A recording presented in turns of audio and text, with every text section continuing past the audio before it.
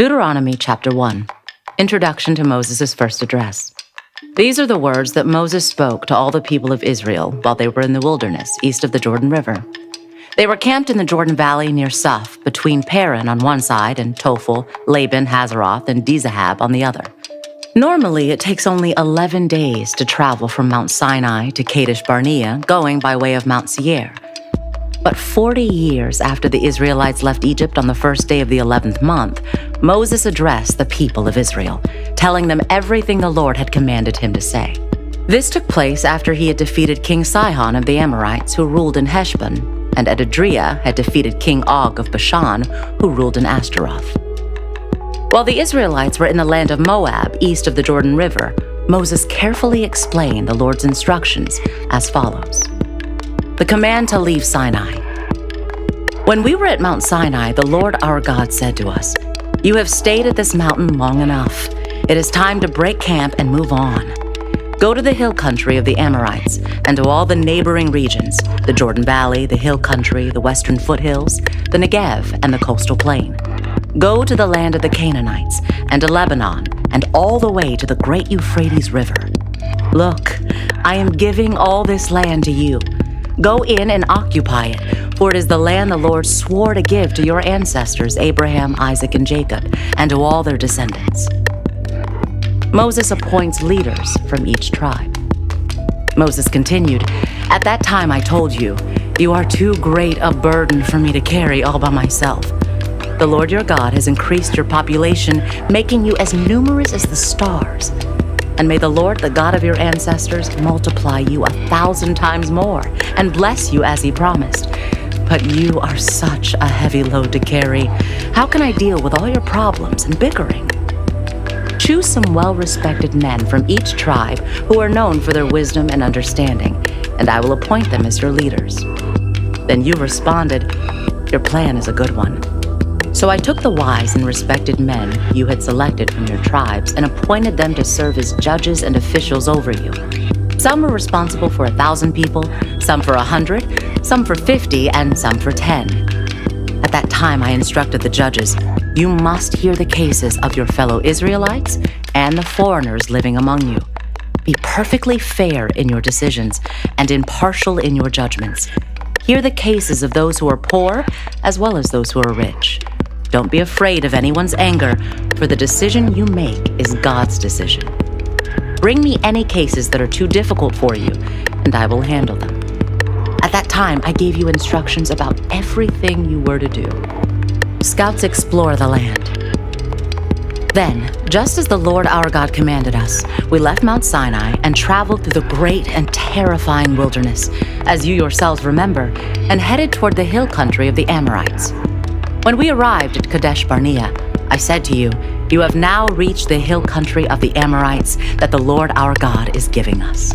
Look, he has placed the land in front of you. Go and occupy it as the Lord, the God of your ancestors, has promised you. Don't be afraid. Don't be discouraged." But you all came to me and said, "First, let's send out scouts to explore the land for us. They will advise us on the best route to take and which towns we should enter."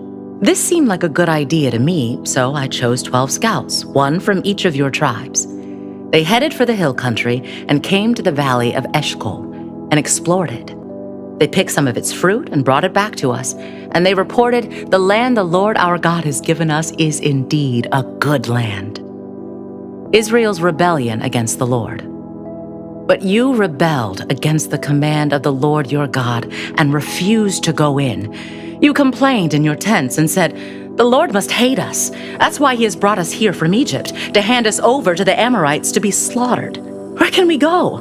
Our brothers have demoralized us with their report. They tell us the people of the land are taller and more powerful than we are, and their towns are large, with walls rising high into the sky. We even saw giants there, the descendants of Anak." But I said to you, "Don't be shocked or afraid of them.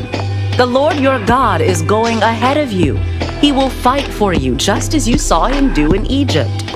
And you saw how the Lord your God cared for you all along the way as you traveled through the wilderness, just as a father cares for his child.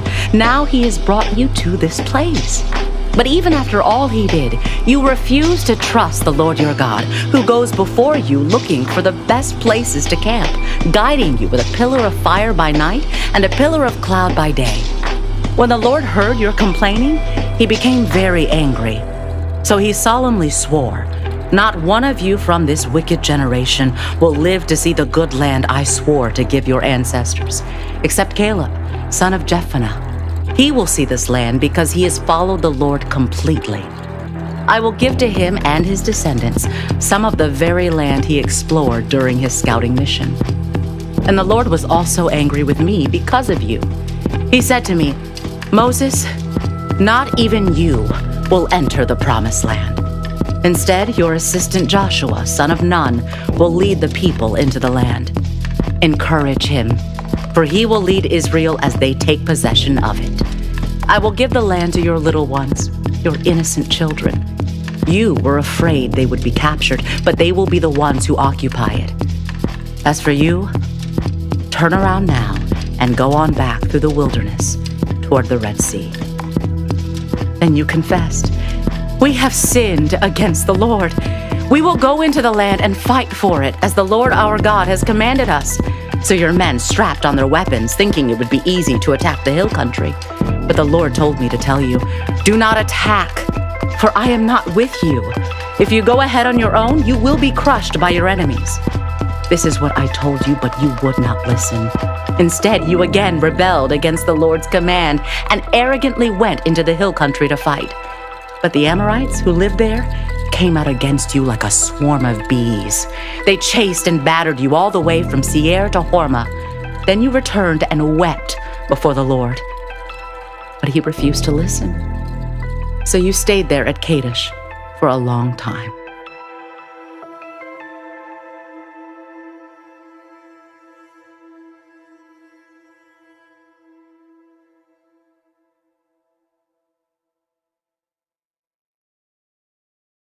Chapter 18. Jesus is betrayed and arrested. After saying these things, Jesus crossed the Kidron Valley with his disciples and entered a grove of olive trees. Judas, the betrayer, knew this place because Jesus had often gone there with his disciples. The leading priests and Pharisees had given Judas a contingent of Roman soldiers and temple guards to accompany him. Now with blazing torches, lanterns, and weapons, they arrived at the olive grove. Jesus fully realized all that was going to happen to him, so he stepped forward to meet them. "Who are you looking for?" he asked. "Jesus the Nazarene," they replied. "I am he," Jesus said. Judas, who betrayed him, was standing with them.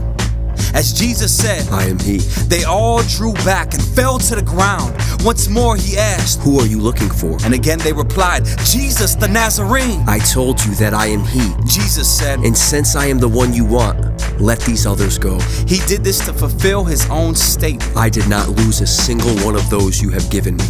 Then Simon Peter drew a sword and slashed off the right ear of Malchus, the high priest's slave. But Jesus said to Peter, "Put your sword back into its sheath. Shall I not drink from the cup of suffering the Father has given me?" Jesus at the high priest's house. So the soldiers, their commanding officer, and the temple guards arrested Jesus and tied him up. First, they took him to Annas, the father-in-law of Caiaphas, the high priest at that time. Caiaphas was the one who had told the other Jewish leaders, "It's better that one man should die for the people." Peter's first denial. Simon Peter followed Jesus, as did another of the disciples. That other disciple was acquainted with the high priest, so he was allowed to enter the high priest's courtyard with Jesus. Peter had to stay outside the gate. Then the disciple who knew the high priest spoke to the woman watching at the gate, and she let Peter in. The woman asked Peter, "You're not one of that man's disciples, are you?" "No," he said. "I am not." Because it was cold, the household servants and the guards had made a charcoal fire. They stood around it, warming themselves, and Peter stood with them, warming himself. The high priest questions Jesus. Inside, the high priest began asking Jesus about his followers and what he had been teaching them. Jesus replied, "Everyone knows what I teach. I have preached regularly in the synagogues and the temple, where the people gather. I have not spoken in secret. Why are you asking me this question? Ask those who heard me. They know what I said. Then one of the temple guards standing nearby slapped Jesus across the face. Is that the way to answer the high priest? He demanded. Jesus replied, If I said anything wrong, you must prove it. But if I'm speaking the truth, why are you beating me? Then Annas bound Jesus and sent him to Caiaphas, the high priest. Peter's second and third denials. Meanwhile, as Simon Peter was standing by the fire warming himself, they asked him again. You're not one of his disciples, are you? He denied it, saying, No, I am not. But one of the household slaves of the high priest, a relative of the man whose ear Peter had cut off, asked, Didn't I see you out there in the olive grove with Jesus? Again Peter denied it, and immediately a rooster crowed. Jesus' trial before Pilate. Jesus' trial before Caiaphas ended in the early hours of the morning. Then he was taken to the headquarters of the Roman governor. His accusers didn't go inside because it would defile them, and they wouldn't be allowed to celebrate the Passover. So Pilate, the governor, went out to them and asked, What is your charge against this man? We wouldn't have handed him over to you if he weren't a criminal. They retorted. Then take him away and judge him by your own law. Pilate told them. Only the Romans are permitted to execute someone. The Jewish leaders replied. This fulfilled Jesus' prediction about the way he would die. Then Pilate went back into his headquarters and called for Jesus to be brought to him. Are you the king of the Jews? He asked him. Jesus replied, Is this your own question, or did others tell you about me? Am I a Jew? Pilate retorted. Your own people and their leading priests brought you to me for trial. Why? What have you done? Jesus answered, My kingdom is not an earthly kingdom. If it were, my followers would fight to keep me from being handed over to the Jewish leaders. But my kingdom is not of this world. Pilate said. So you are a king. Jesus responded, You say I am a king. Actually, I was born and came into the world to testify to the truth. All who love the truth recognize that what I say is true. What is truth? Pilate asked. Then he went out again to the people and told them, He is not guilty of any crime. But you have a custom of asking me to release one prisoner each year at Passover. Would you like me to release this king of the Jews? But they shouted back, No, not this man. We want Barabbas. Barabbas was a revolutionary.